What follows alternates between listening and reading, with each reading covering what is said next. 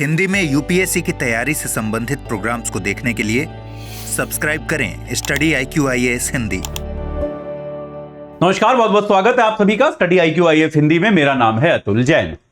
तो Donald Trump के America के राष्ट्रपति निर्वाचित होने के बाद निश्चित तौर पर जो एक कंपनी जिसका भाग्य बदलने वाला है आने वाले समय में, वो कंपनी है इलॉन मस्क की। सारी कंपनियां बेसिकली आप मान सकते हैं, जिस व्यक्ति का भाग्य बदलने वाला है वो है इलॉन मस्क। और इलॉन मस्क की एक कंपनी है स्पेस एक्स। आप सभी ने नाम सुना होगा।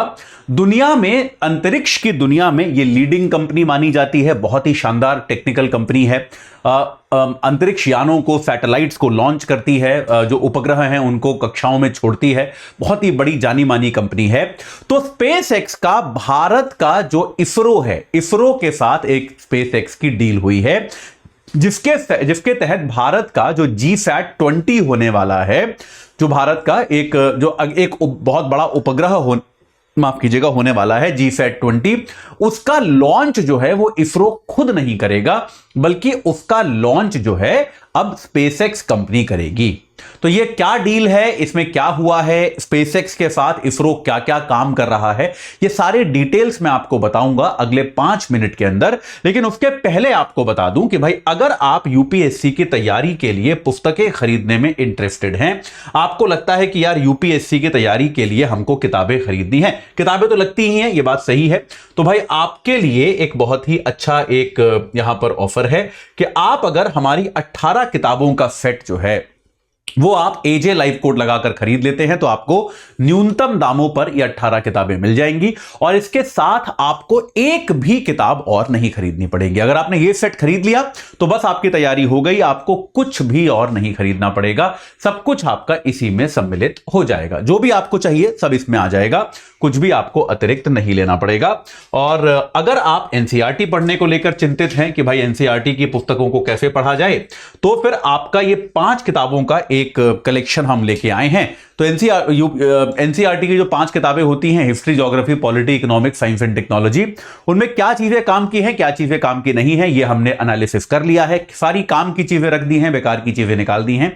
तो आप AJ लाइव कोड लगा के इन 5 किताबों के सेट को भी आप 1199 रुपए में खरीद सकते हैं। तो आप जो है आज ही जो भी सेट आपको चाहिए हो वो आप ले सकते हैं। चलिए, अब जल्दी से जानने की कोशिश करते हैं कि ये पूरा मामला क्या है। तो भाई, ये जो डील है, ये स्पेसएक्स, जो कि एक अमेरिका की कंपनी है, इलॉन मस्क इसके मालिक हैं, और इसरो, जो भारतीय अंतरिक्ष अनुसंधान संस्थान जो है इसरो हमारा, उनके बीच में यह समझौता हुआ है। और इस समझौते के तहत क्या होगा, भारत का जो GSAT-20 है, ये GSAT-20 का प्रक्षेपण जो है वो हमारा कोई यान नहीं करेगा। तो भारत के यान जो है, भारत के जो रॉकेट्स हैं, भारत के पास जो PSLV, GSLV इत्यादि रॉकेट्स हैं, जो लॉन्च व्हीकल्स हैं, वो जो है इसको नहीं भेजेंगे कहीं पर भी। और इसको भेजने का काम जो होगा वो अब स्पेसएक्स करेगा। ठीक है, ये बात क्लियर हुई। देखिए, इस बात को समझिए। अक्सर हम में से कई लोग कंफ्यूज होते हैं। अंतरिक्ष में हम वास्तविकता में उपग्रह भेजना चाहते हैं, तो जिस भी चीज के अंत में आपको फैट शब्द दिखाई दे, FAT, तो वो क्या है, वो आमतौर पर उपग्रह है।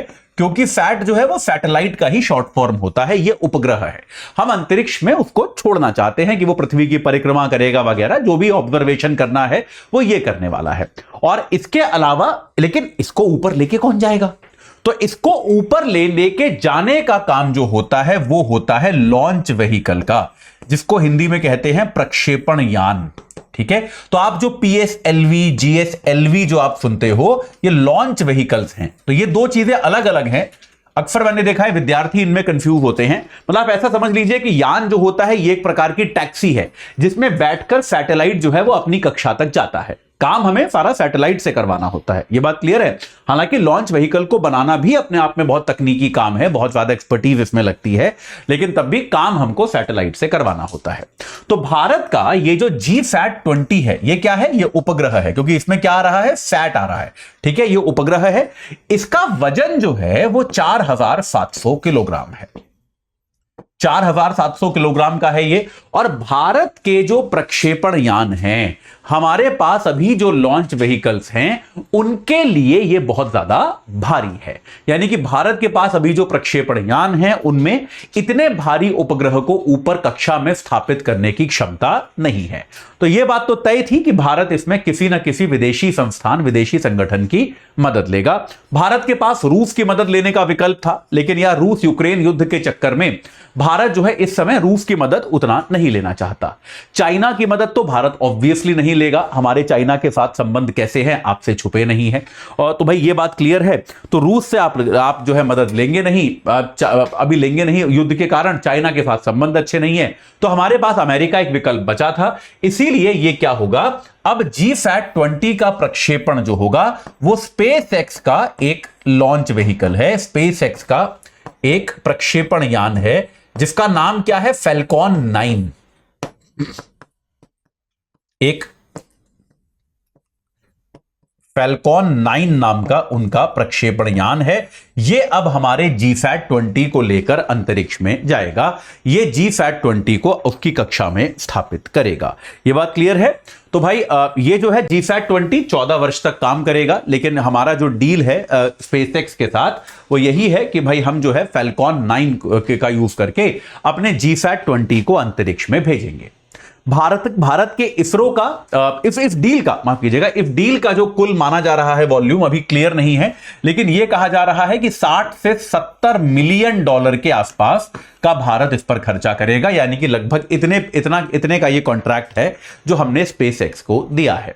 इसके अलावा इसरो स्पेसएक्स के साथ और भी काम कर रहा है। इसके भारत जो है अपने अंतरिक्ष यात्री को अंतरराष्ट्रीय स्पेस स्टेशन भेजना, हमारा एक ये काम है। हम ये चाहते हैं कि अंतरराष्ट्रीय स्पेस स्टेशन जो है वहां पर भारतीय को एक भेजा जाए। इसका भी कॉन्ट्रैक्ट हमने स्पेसएक्स को दे दिया है। इसका भी कॉन्ट्रैक्ट जो है वो हमने स्पेसएक्स को दिया है कि स्पेसएक्स जो है वो ये काम करेगी, और इसके लिए माना जा रहा है कि 60 मिलियन डॉलर के आसपास की फीस एक स्पेसएक्स चार्ज करने वाली है।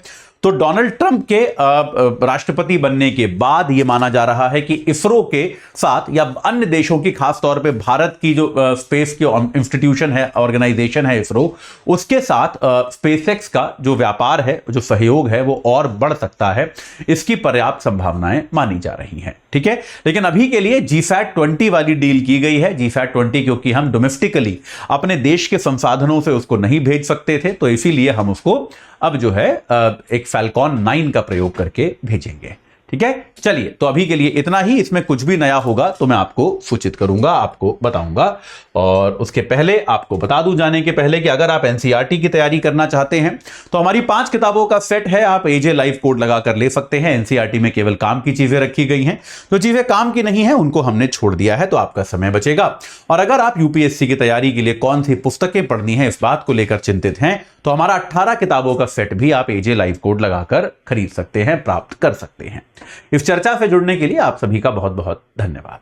हिंदी में UPSC की तैयारी से संबंधित प्रोग्राम्स को देखने के लिए सब्सक्राइब करें स्टडी IQ IAS हिंदी।